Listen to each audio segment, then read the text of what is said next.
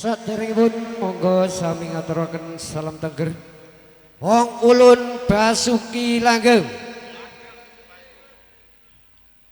Kula nuwun dhumateng panjenenganipun para pepundhen, para sepuh bini sepuh. Bapak Ibu undangan hadirin sekalian ingkang sami kita hormati.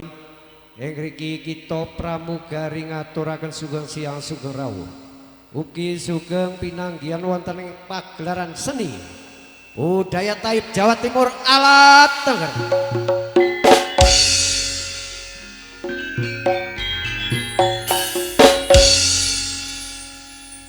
Makaryo sarengan kalian audio profesional mijil saking telatah Pal Tirto Yudo David ingkang dipun pandhekani Cak Pitoyo.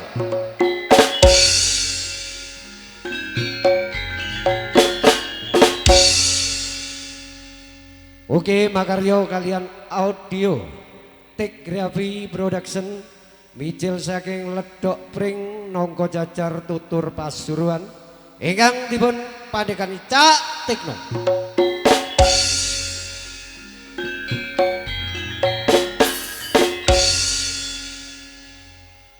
Wedal siang antos sing mangke dalu panjenengan dipun beriaken kalian karawitan campur sari Adi Laras mijil saking telatah Ngadiwonoto Sari Pasuruan ingkang dipun pandhekani Cak Adi.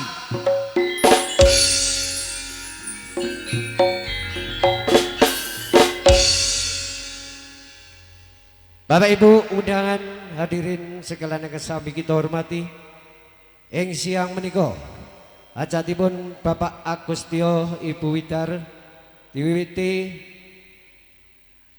Ibu Waranggono ingkang dipun iringi aneka bedayan jula juli sumangga amir sami.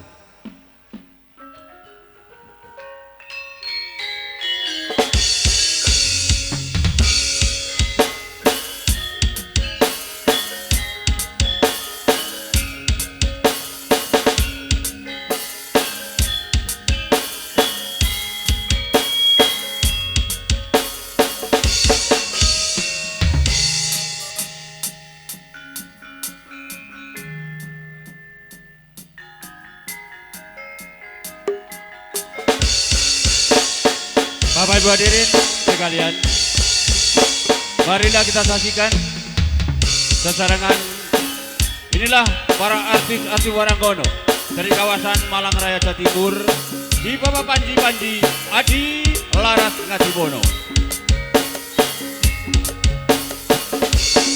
Siapa lagi?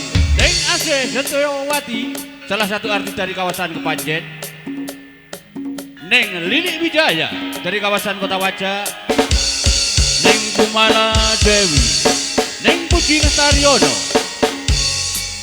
salah satu artis yang punya padepokan Sekar Budaya Dawi.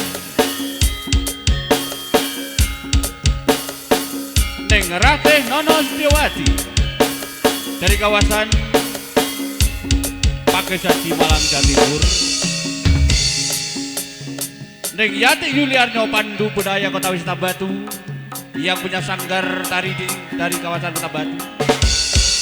Neng Sriama Dugel Wibowo, salah satu artis dari kawasan Kota Wisata Karangkaten. Neng Daru Dwi Astuti. Yang satu ini adalah Neng Elo Ramawati.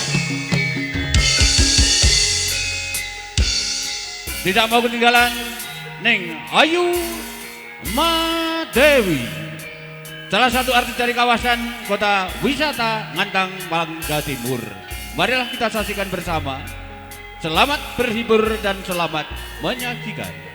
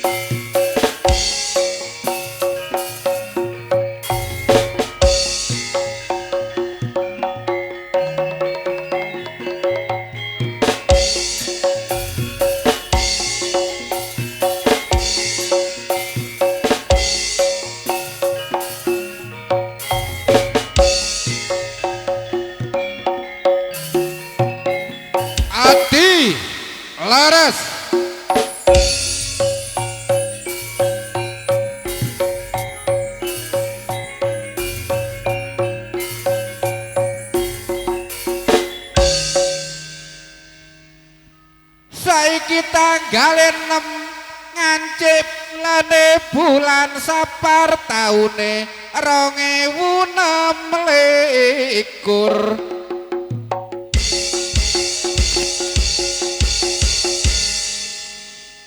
sing duwe gawe saiki atine ayem tapi aja lali bersyukur karo Gusti kang Maha Luhur.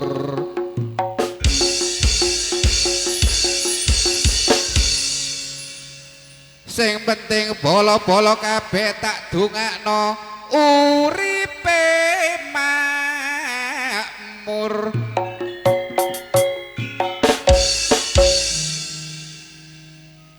Padha tak dongakno uripe makmur bolo kabeh padha panjang umur.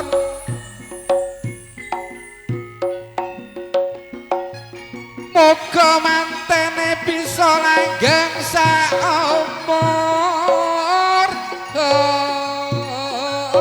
umur.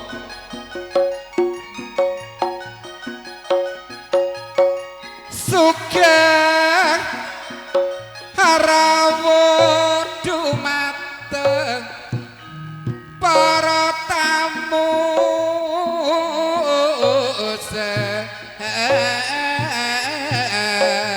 daya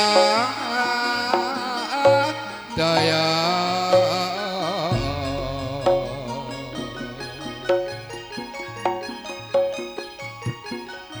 monggo pinarak ingkang sekecap para rawuh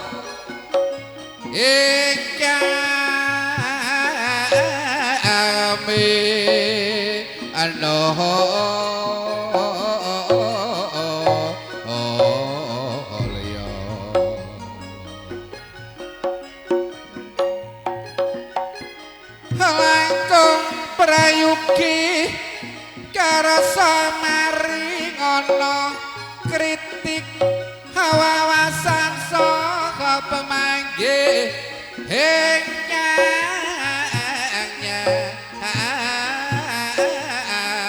awiji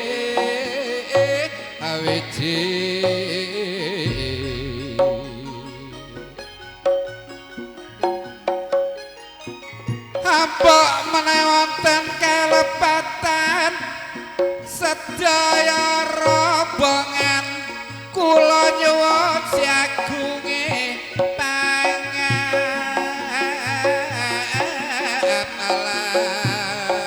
saha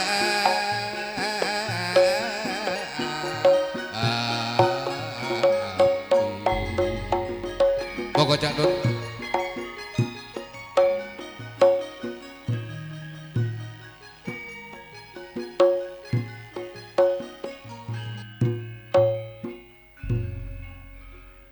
Nun kalau nun katuraken batang Bapak Soibu dalam perundangan kang dan durumatan. Buat supen tokoh-tokoh masyarakat, tokoh adat, tokoh budayawan ingkang wonten Desa Ngadiwono sumrambai batang Bapak Kepala Desa beserta perangkatipun. Salam rahayu kagem panjenengan kemawon. Salam sejahtera bagi saudara-saudara semuanya. Bapak Ibu hadirin sekalian, wedaleng siang berbahagia menika sumangga kita sesarengan tansah memuji syukur wonten ngarsane Gusti Kang Maha Agung. Awit kita sedaya tasih pun paring kesehatan, kenikmatan dalam seger kuwarasan. Saged rawuh paring pambagya dalam rangka hajatipun Bapak Tio adalah Ibu Widar sepindah entas-entas piwaha samhara opo kalih meriakan hari pernikahan Kang Putro Mas Denny Purnama putranipun Bapak Tio Tali Buwidar pikantuk Nimas Ayu Dinda Saraswati putri saking Bapak Poyok Ibu Punami dan saking Kalitejo. Sedaya kang sami rawuh merupakan suatu kehormatan ugi kebahagiaan kagem Bapak Tio Satwarto. Nanging boten sumpek sedaya dipun suni donga pangestu. Sumrambau dumateng Bapak Tio Ibu Bidar ingipun kagungan hajat mugi tansah pinanggih rahayu wilujeng kalis ing cambikala. Okal sumrambau dumateng kaki kemanten nini kemanten sekalian. Ingkang sampun dipun ijabaken Kang Mas Bagus Dianipun nama adalah Mbak Dinda Saraswati. Anggenipun mangayi bagya membentuk rumah tangga mengarungi hidup yang baru, semoga berbahagia sepanjang hidupnya. Membentuk rumah tangga rukun sejahtera lahir pandai sakinah mawaddah warahmah dados kaki nini sesuai harapan orang tua berdua. Ugi mbok supen Bapak Tio Ibu Widar nyuwun pangapunten. Mungkin mbok bilangin pun mangayu bagya nyediaken total lenggah kagem panjeng daya para undangan kirang prasaja. Penghormatan dadaharan unjukan tetedan mbok pilih kirang mirasa. Sumrambai Briodo Sinoman anggen mulai di tempatang panjenengan wonten kelepatan keluarga besar Bapak Tio Ibu Widar nyuwun sih agunging samudra pangasami. Wujana anggenipun mangayu bagya meriaken pernikahan Kang Putra dipun nibur gelaripun Taib Campur Sari Adi Laras midil saking Ngadiwana ingkang dipun pangarsani Mas Adi Pengendang dalam Mbak Titi Paranggono. Kita ingin kanca pramugari 4 bersaudara. Wonten Bapak Susanto midil saking Ngadiwana, Dimas Ujang saking Tosari, kula piyambak Cak Nurali saking Kota Wisata Batu, sakniki berdomisili wonten Simongantang. Ingkang dipun sesepuhi kadang kula Mas Jaya midil saking Wonokidri. Minangka wakilipun Bapak Tio dalah Ibu Widar anggenipun mangayu bagya para undangan. Hadirin sekalian, wedal dinten menika penggemar Taib sing rawuh wonten saking Malang, wonten saking Tengger. Mungkin daya sampun paham, dulur-dulur Tengger monggo ndamel ala Tengger. Sing saking Malang monggo ndamel ala Malang. Mungkin Mas Adi sebagai pemandu karawitan sampun mangertosi kesenengane panjenengan masalah gending-gending dan lagu-lagu kebanggaan. Kula kita cekat semanten atur kula. Kanca pramugari kalau manungsa lumrah sami-sami tamu. Mungkin boten kekilapan anggenipun nyerat nami panjenengan. Mohon dengan hormat Bapak Ibu sing rawuh nyerat gambak mangke dipun aturaken kanca pramugari. Wujana cekap semanten atur kula. Pabuka campur penghormatan mangke dipun tampi Bapak Tio Tali Buwidar sakuwarga. Dipun deretan sepuh, bini sepuh, tokoh-tokoh masyarakat, tokoh adat, ugi tokoh budayawan. Ingkang dipun aturaken katang kula enem Dimas Ujang katur tumujeng sasana panggung pagelaran garing kebiaring Adi Laras lambang Surabaya. Dalem dipun aturaken nuwun matur nuwun.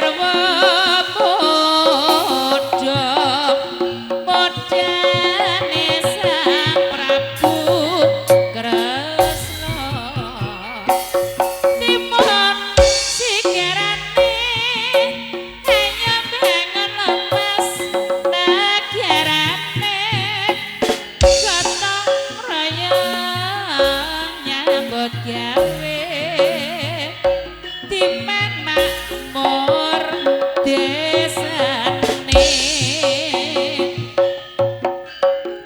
mumpung ana uti saranane praja.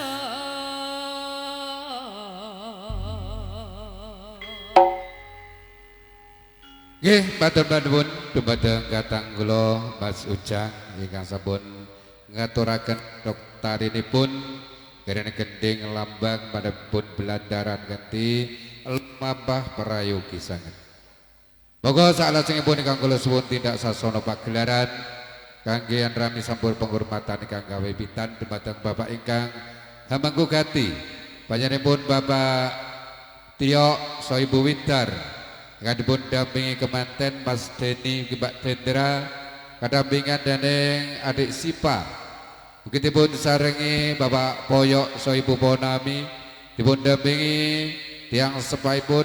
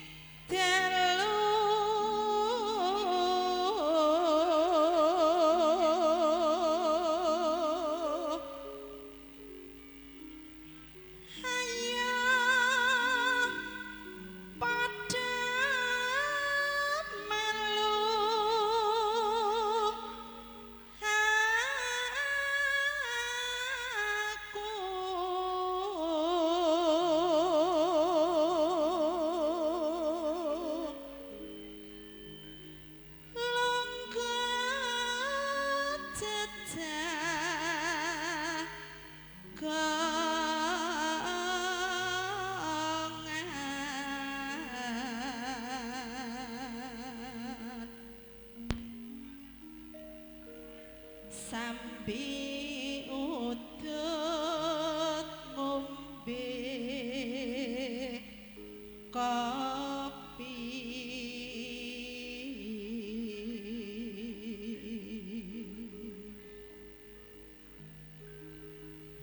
wis mo alit angkringan kopi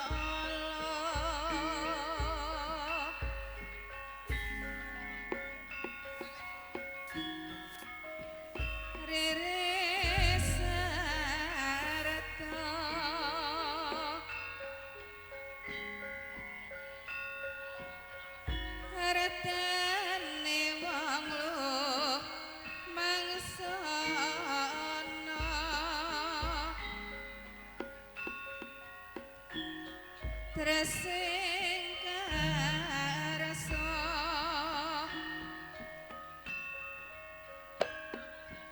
mamayo hayo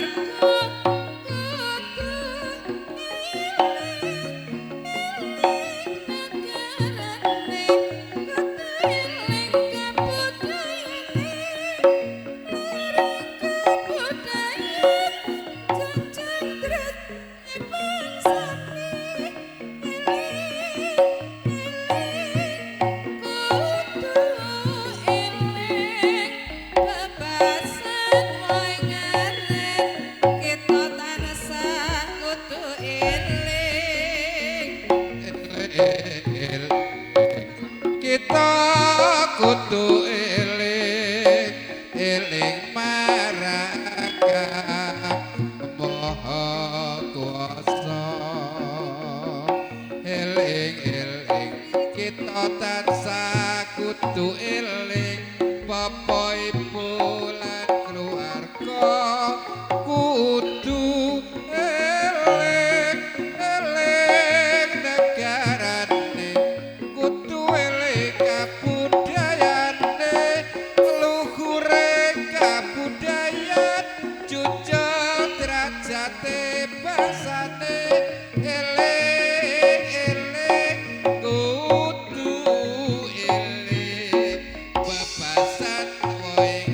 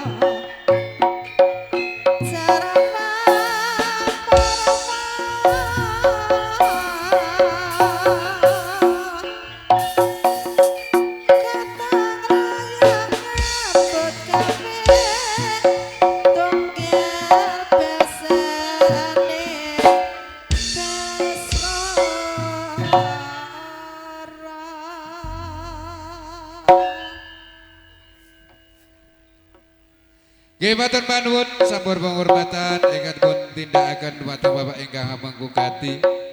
Bapak Tio ugi Ibu Widar ingkang dipun dampingi kemanten Mas Deni ugi Mbak Cendra ugi Mbak Sipa ingkang dipun dampingi Bapak Poyo ugi Ibu Ponami selaku besan saking Kalitejo.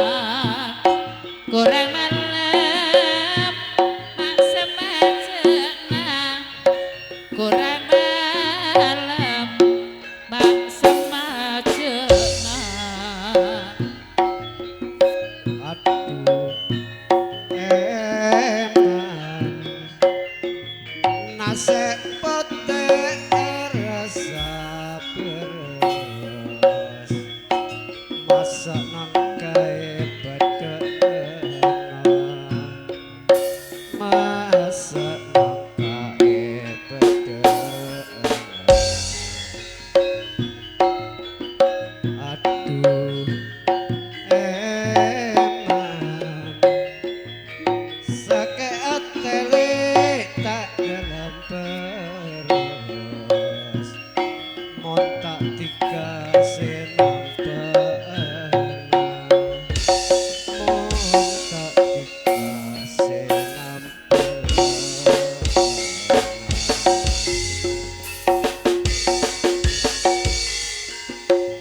Aku amah yen mbok tinggal lunga.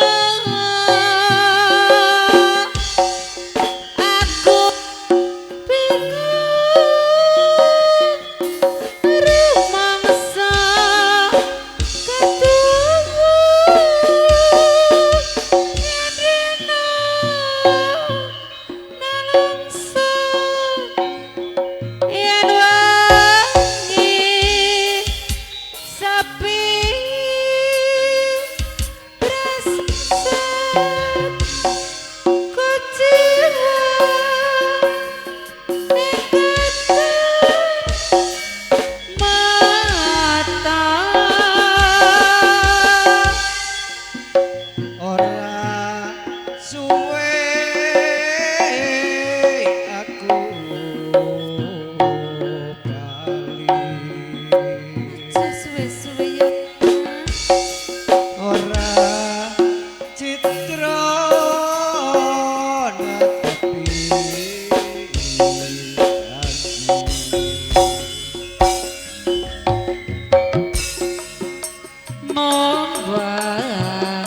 lengku banyu wongku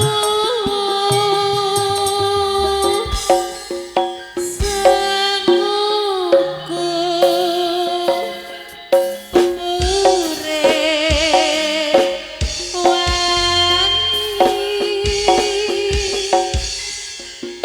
aku amode yen mbok tinggal lunga. Aku bingung rumangsa ketuwa yen rina nelongso yen wangi sepi prasasat kuciwa mung katon nekro.